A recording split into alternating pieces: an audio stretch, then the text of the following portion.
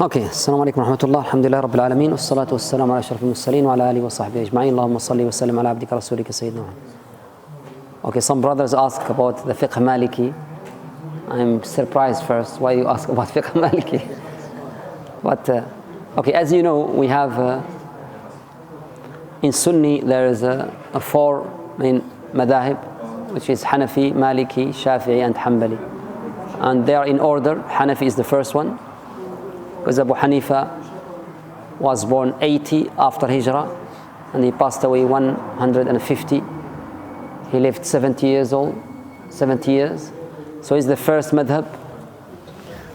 The madhab Hanafi is the most dominant madhab, because it's the madhab in many Biladul Ajam in the east. And there's a reason also for that, because also in Abbasi Empire, in the beginning, Abu Yusuf al-Qadi was the first Qadi of, the official Qadi of the state. He is the disciple of Abu Hanifa radiyallahu anhu, rahimahullah. And then also when Turkey, Uthmani Empire came, she made the Hanafi madhab the official madhab of the whole empire. The whole Qada was in Hanafi madhab. The second madhab in order is Maliki madhab. Malik was born 93. Two opinions, 95 or 93. The strongest opinion is 93. And this is a point that the prominent scholar always they have differ when they born, but they not differ when they passed away.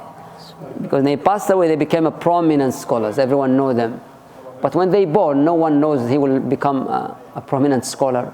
And people at that time, they don't remember exactly where they born. So he was born 93. It means after Abu Hanifa, 13 years after Abu Hanifa. Abu Hanifa older than Malik, 13 years. But Malik lived long life, 79 years. 79 years.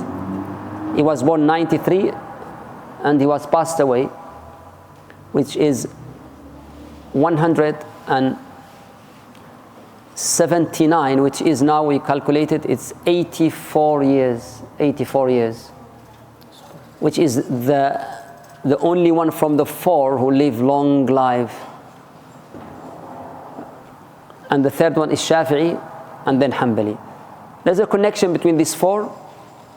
Abu Hanifa and Malik, they live in the same time. Only Hanifa is earlier. That's why Abu Hanifa, he met four of the Sahaba, not like Imam Malik. He didn't meet any of the Sahaba.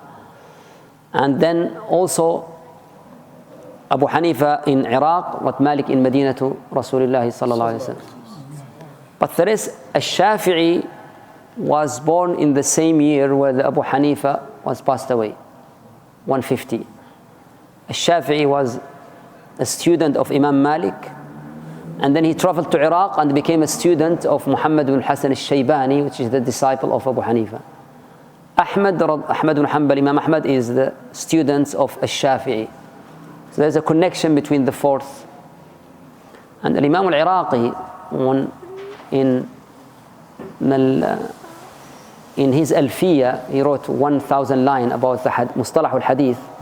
And As-Sakhawi, he explained this in his book. He said, we found one hadith that is narrated by Imam Ahmad, An al-Shafi'i, An Malik, and this is very rare. This is the chain which contains three of the Imams. We talk about Imam Malik. Imam Malik lived in Medina, and that's what shaped his madhab. His madhab has something very unique called Amalu Ahli al-Madina. It means one of the usul of the Maliki. If the people of Medina, they inherit some practical thing, Imam Malik said that means they inherit from Rasulullah sallallahu alaihi wasallam. Because Medina in the time of Umar passed away, and the old people of Badr are in Medina. Umar prevent them from traveling outside. So Malik said, if the old people of Badr stayed till the Umar passed away, and then the majority of Sahaba that are in Medina, and they inherit this, that means they can't inherit something practical, and they are wrong. That's why he said, Amalu Ahli al-Madina, and he mentioned in Muwatta, his book, 300 incidents that this is Amal Ahl Medina. It means anything practical from Ahl Medina, he will go for it straight away.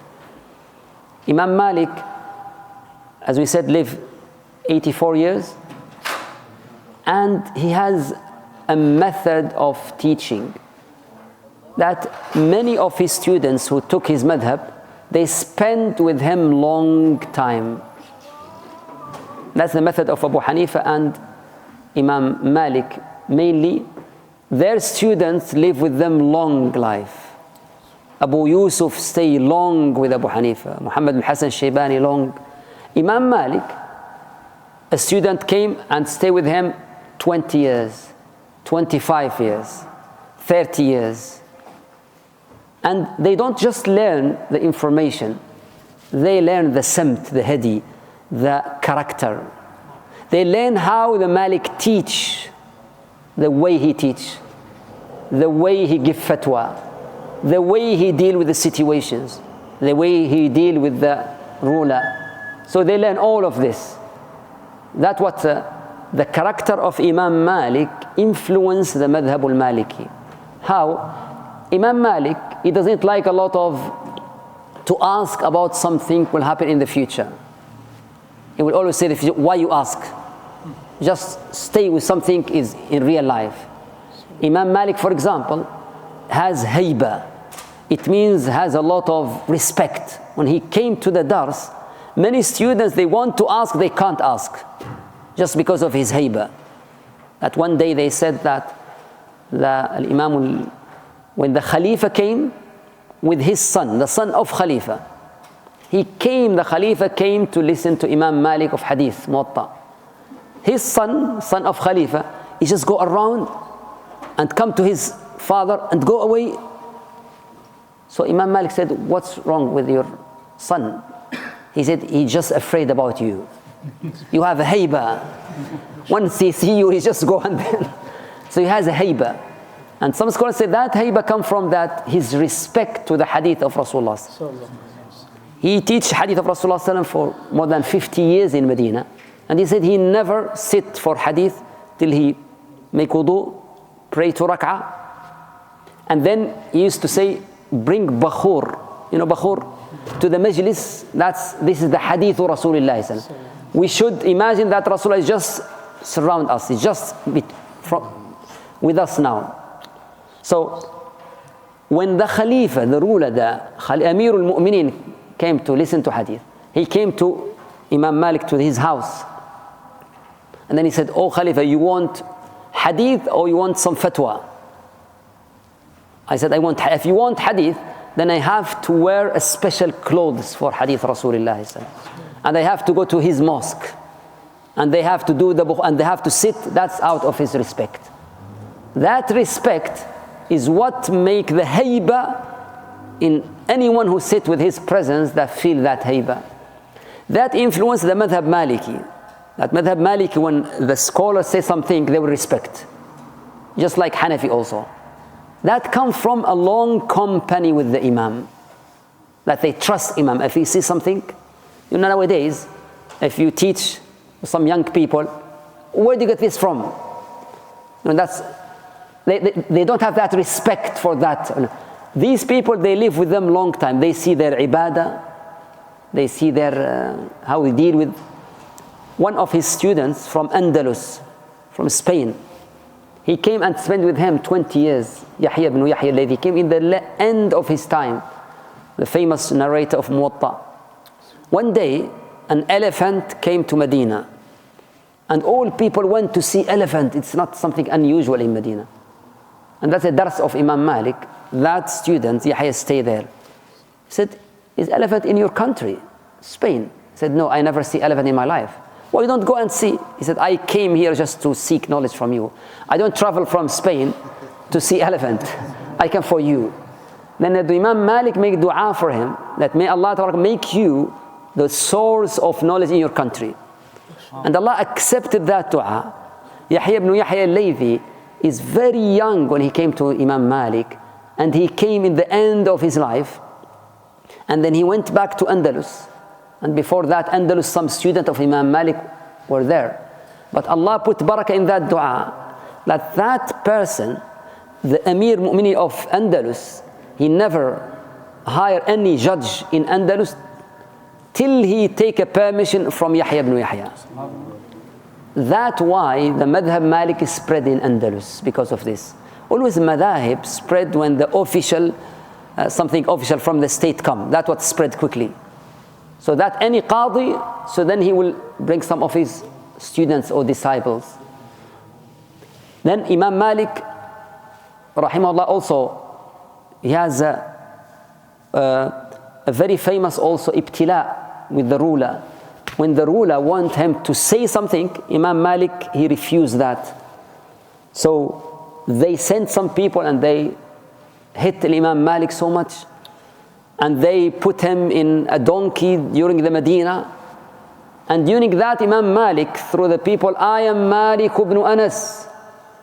He want me to say that and I will never say it. After all this hitting. After that, Allah raised his rank also in the people.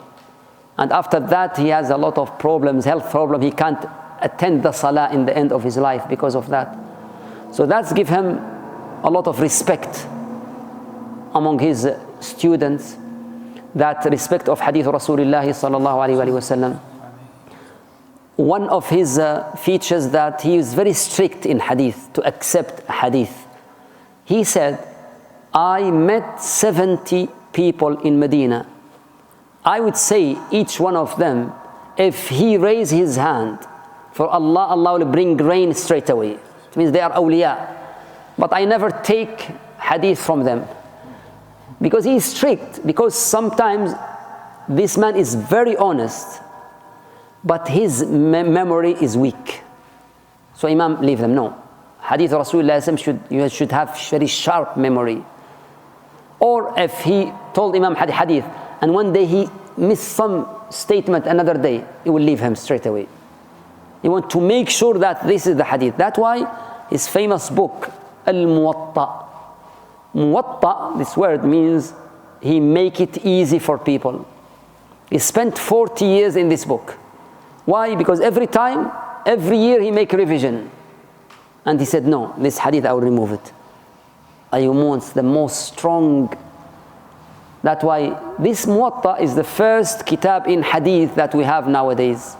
The full kitab of hadith, before Bukhari and Muslim and all of this. And we have many shuruhat, many explanation of this book. This book, Imam Malik, many of his students narrated his book Al-Muwatta. One of the narrators is Muhammad ibn al-Hasan Al Shaybani, a disciple of Abu Hanifa. He is also one of the students of Imam Malik, Muhammad ibn al-Hasan Al Shaybani. And he has all the Darul Ulum here in Britain here, they read this version of Muwatta, which is from the narration of Imam Muhammad ibn Hasan. But the famous version is Yahya ibn Yahya, that young man who came from Andalus. That's the most famous version of Al-Muwatta al-Imam Malik. And there is a faida, ulama mentioned that a famous hadith, إِنَّمَا الْأَعْمَالُ بِالنِّيَّاتِ. First hadith in Bukhari, the first hadith in Riyadh al-Salihin, the first hadith in Al-Arba'in Nawawiyya. إِنَّمَا الْأَعْمَالُ بِالنِّيَّاتِ. Imam Ibn Hajar, Bukhari said, in Fath al-Bari said, this hadith is in all Dawawin al-Islam, in every single book in hadith, except Muwatta. One of our scholars in Mauritania, he said, may Allah bless Ibn Hajar. He forgets something. Yes, it's not in the famous version of Muwatta Yahya ibn Yahya, but it's in the version of Muhammad ibn Hasan Al Shaybani. And Muhammad al-Hasan, when he narrate Muwatta, he narrate إِنَّمَا الْأَعْمَالُ بِالنِّيَّاتِ. So they said this hadith is in all hadith, even Muwatta itself. Then Imam Malik passed away. Now his madhab spread in Medina, in Egypt, in Iraq, in the North Africa, and in Andalus. That's why in Malik we have 5 schools in the past. Now just became 1 school. Spread in this because his students went to Iraq and to Egypt and to North Africa and then to Andalus. Nowadays we have Madhab al-Maliki in the North Africa and West Africa. So when you come from Libya is all Malikiyya. And whenever Maliki come to a country, Maliki will dominant. Maliki doesn't like any other madhab to be with him. So Libya is just Malik, there's nothing. In Tunisia, Algeria, in Morocco, in Mauritania, in Gambia, in Senegal, in Mali, in all this West Africa and North, there's only Maliki Madhab. It's similar to Hanafi, but Hanafi there is a conflict. In India, we have both, Hanafi and Shafi'i. So it's similar to this. There's a lot of similarity between Hanafi and Maliki. A lot of similarities. Because Hanafi and Maliki, in their fiqh, they always look at the objectives, look at beyond the text. Just not let why Rasulullah is not just Rasulullah said this, but why he said it. What's the context? What's the objective behind that? What's the circumstances?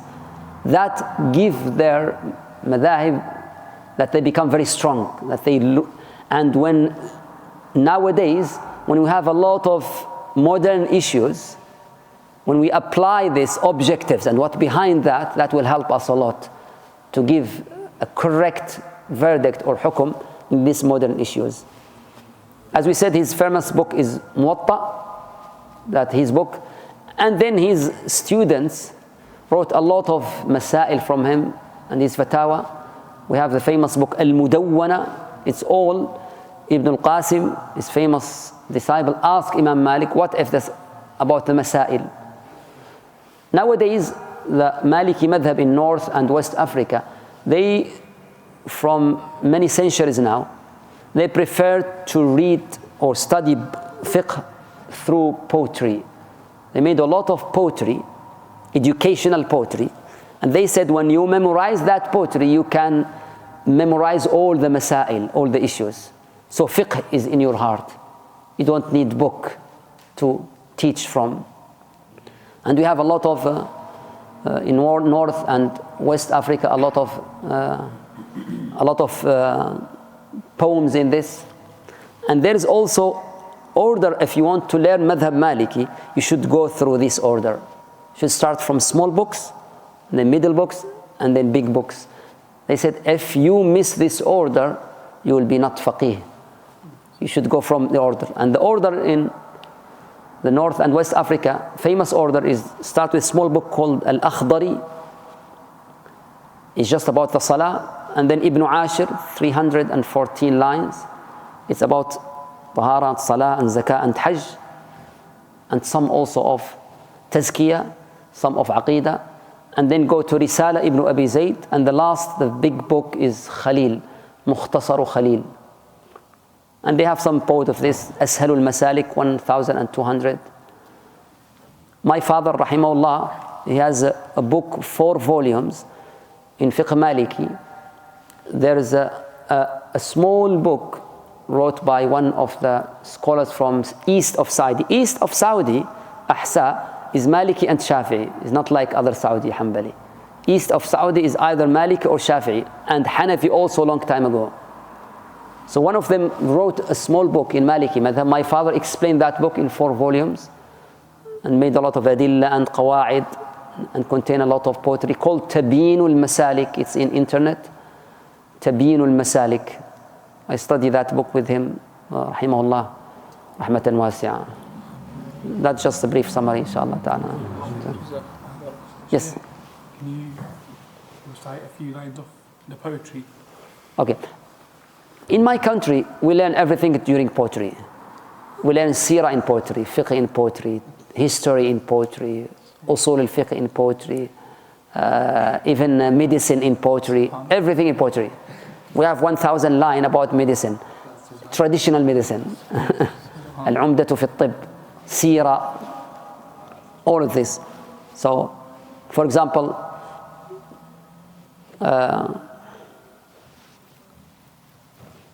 in seerah we learn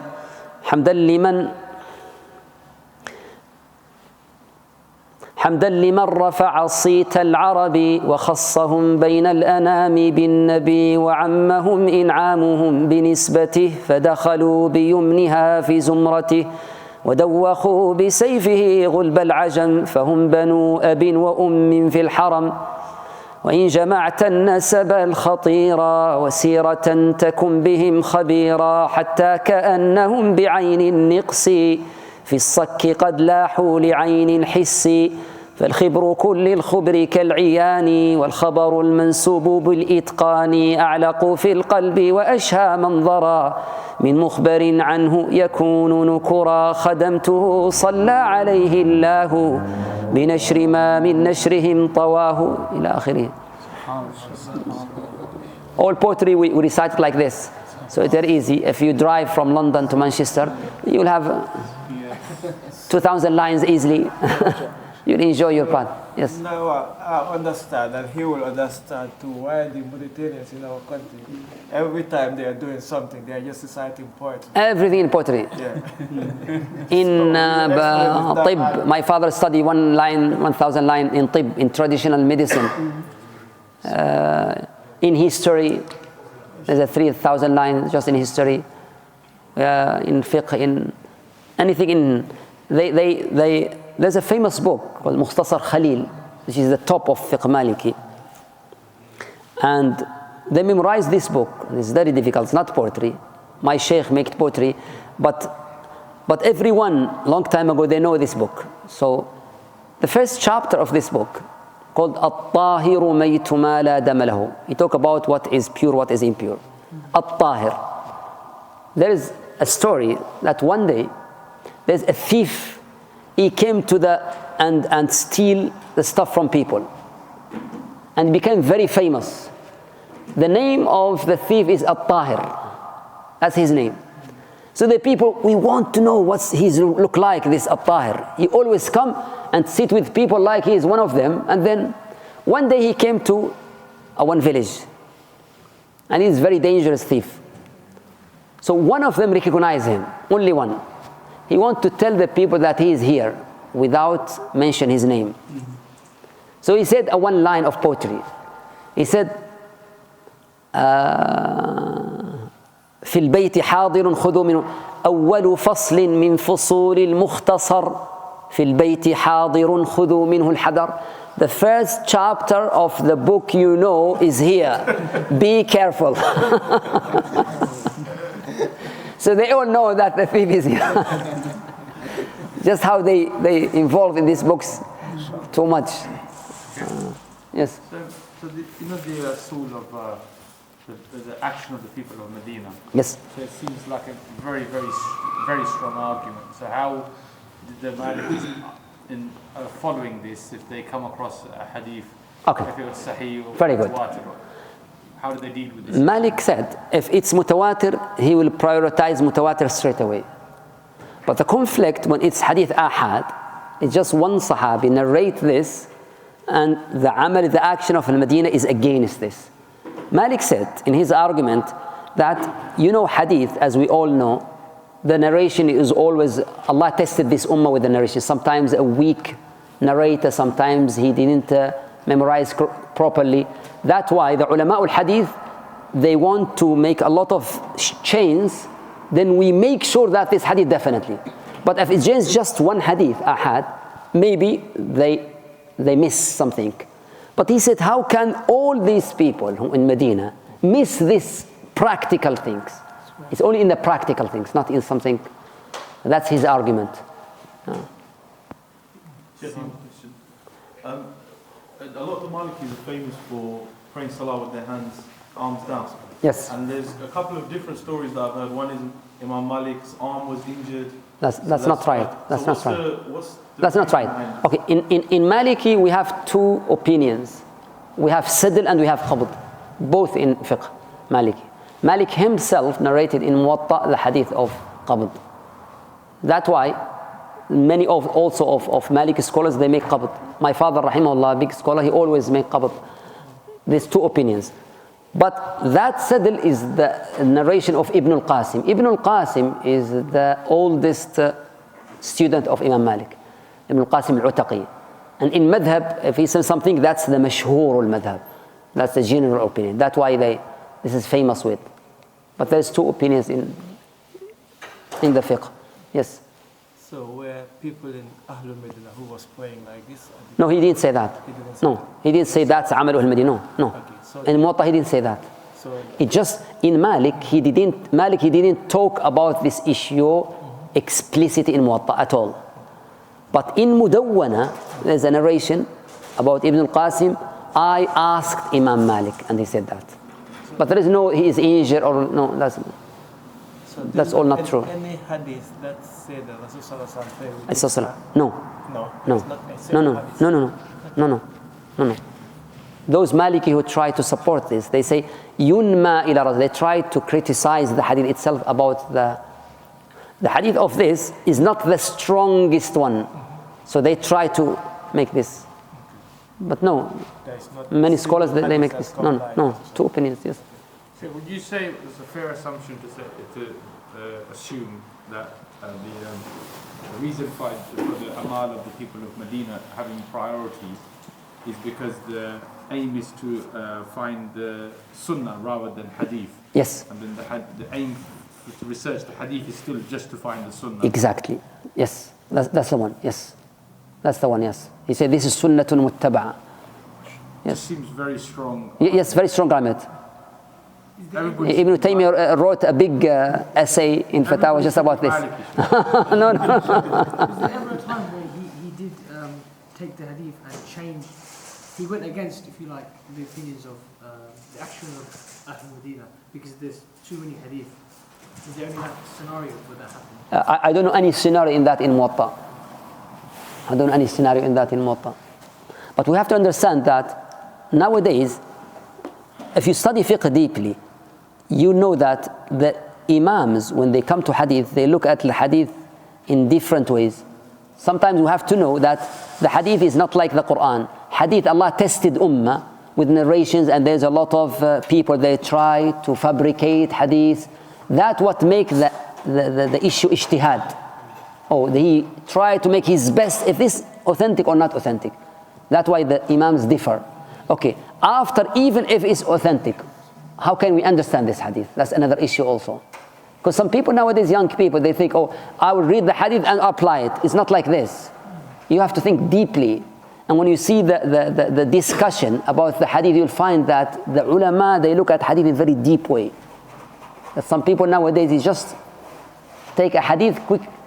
Sometimes they say, did the narrator act with the hadith or not? That means maybe the Rasulullah leave the amal of this hadith. For example, so I can give a lot of examples. So for example, after the first rak'ah, in Shafi'i Madhab, they will sit down, Jalsatul Istiraha, and they will stand up. In Maliki and Hanafi, there is no this. Okay? They are aware about that, but they said that this hadith narrated only by Malik ibn al-Huwayrith. It's in Bukhari.